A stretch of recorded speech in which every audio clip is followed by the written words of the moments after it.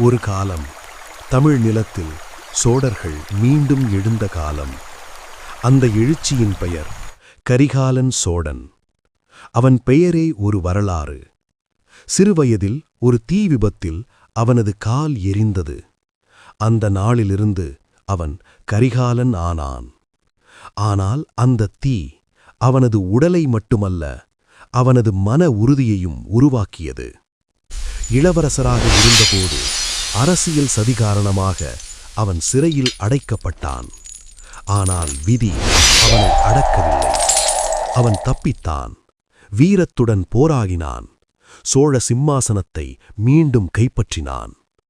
அரியணை ஏறிய பிறகு கரிகாலன் வாளை எடுத்தான்.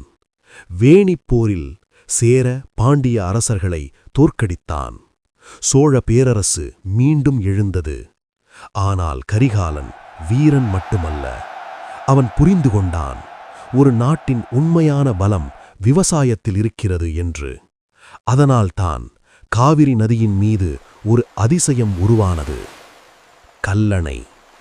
உலகின் மிகப் பழமையான கல்லணைகளில் ஒன்று. 2000 ஆண்டுகள் கடந்தும் இன்று கூட பயன்பாட்டில் இருக்கும் ஒரு தமிழரின் அறிவுச் சின்னம். காவிரி நீர் பாய்ந்தது. நிலங்கள் செழித்தன. மக்கள் நிம்மதியாக வாழ்ந்தனர். கரிகாலன் மக்களின் மன்னனானான். அவன் வாளால் எதிரிகளை வென்றான். ஆனால் நீரால் ஒரு நாட்டையே வாழ வைத்தான்.